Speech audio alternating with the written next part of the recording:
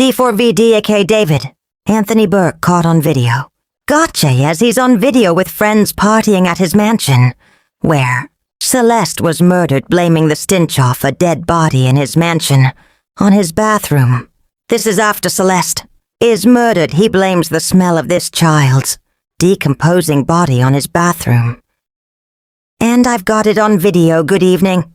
I'm Nancy Grace. This is Crime Stories. I want to thank you for being with us. People thought they knew who D4vd was. Millions of streams, emotional music, a growing fan base. But investigators now believe there may have been another side nobody saw. And according to prosecutors, one teenage girl may have known something that could destroy everything. Before the internet started, calling it one of the darkest psychological cases of the year. Before the podcasts, before the leaked court details, there was just a girl named Celeste. At first, almost nobody paid attention. Online, it looked like another internet. Relationship story, messages, posts, emotional attachment. Fans defending him, other people accusing him. But then investigators started building a timeline, and suddenly people began noticing disturbing patterns that were allegedly there the entire time. And the creepiest part? Some people now believe the warning signs were public the whole time. David Anthony Burke, known online as D4vd, had built an image around emotion, sad music, vulnerability, relationships, heartbreak.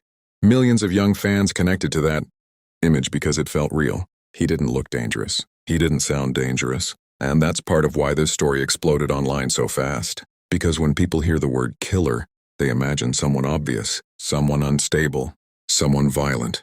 But this case terrified people because prosecutors are describing something completely different. Control hiding behind normal behavior. According to investigators and court filings, D4vd became connected to a teenage girl named Celeste Rivas Hernandez. And over time, prosecutors allegedly began to suspect that the relationship was becoming psychologically unhealthy. Not just emotionally intense, but controlling. Online discussions exploded after people began analyzing old content, reposts, comments, lyrics, and behavior patterns. Internet investigators started asking the same question again and again. Were there warning signs nobody noticed? Some people pointed toward emotional dependency.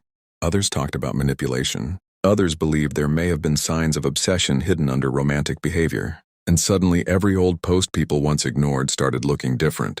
That's when this case stopped becoming just another crime story. It became psychological. According to reports discussed online and in court coverage, prosecutors allegedly believe Celeste may have threatened to expose aspects of the relationship. If true, investigators think that moment may have changed everything. Because after that point, according to prosecutors, behavior allegedly escalated.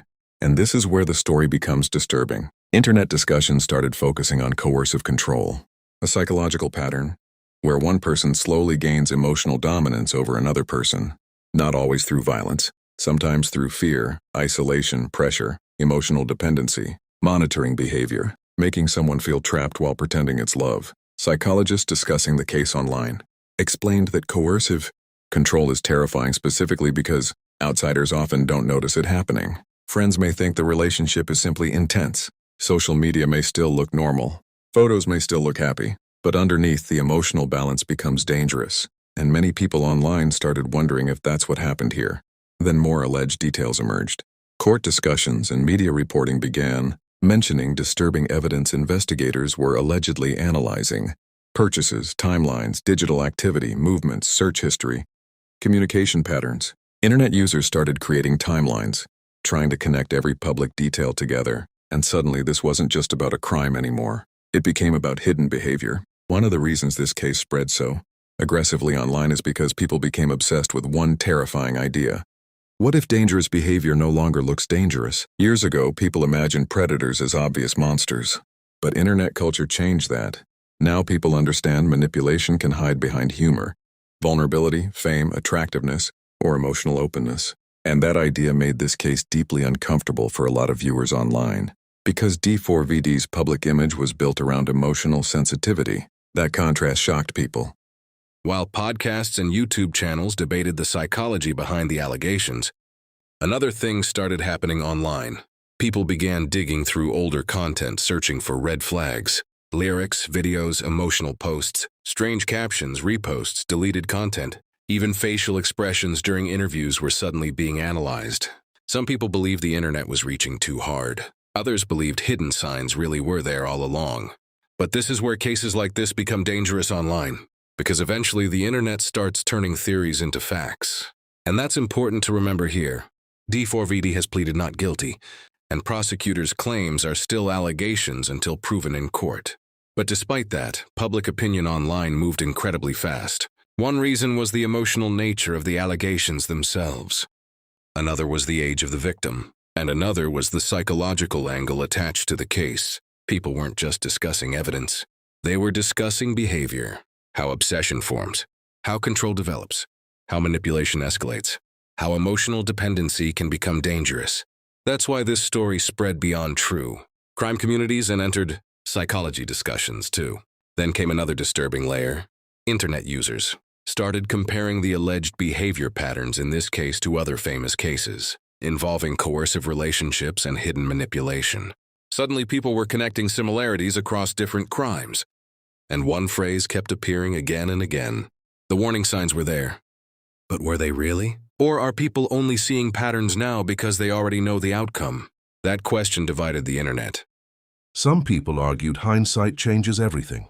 Once tragedy happens, old behavior automatically looks darker. Others believed ignoring subtle warning signs is exactly how dangerous situations continue unnoticed. And honestly, that debate may be the most unsettling part of the entire story, because it forces people to question how well they truly understand the people around them, especially online. Social media creates edited personalities, carefully controlled identities, emotional branding. Millions of people may feel emotionally connected to someone they have never actually met, and cases like this terrify people because they break that illusion. One moment someone is an artist people admire. The next moment prosecutors are describing horrifying allegations in court. As the investigation continued, internet theories became more extreme. Some users believed there were hidden messages in songs. Others claimed certain posts looked suspicious in retrospect. Some creators started building full psychological profiles using public behavior alone.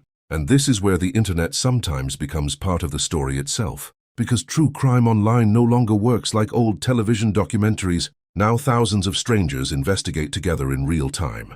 Reddit threads, TikTok edits, YouTube breakdowns, Twitter theories, everyone trying to solve patterns before the trial even happens. Sometimes they uncover useful details, other times they create chaos.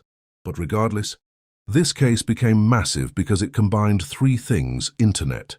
Audiences are obsessed with fame, psychology, and hidden darkness. Then another major question appeared. If prosecutors are correct, when exactly did things begin escalating psychologically? Was there a specific turning point? Did control develop slowly? Did obsession intensify over time? Or did the internet misunderstand the entire relationship from the beginning? That uncertainty keeps people watching this case so closely. Because unlike many true crime stories, this one doesn't just scare people physically, it scares them emotionally. The idea that manipulation can slowly grow inside an apparently normal connection is deeply unsettling to people, especially younger audiences who spend most of their lives online, forming emotional relationships through screens, and experts discussing coercive control often repeat the same thing. The most dangerous manipulation usually doesn't start with violence. It starts with emotional dependency. That's why so many people became interested in the psychology behind this case instead of only the crime itself. Then came the prosecution narrative that shocked the internet even harder.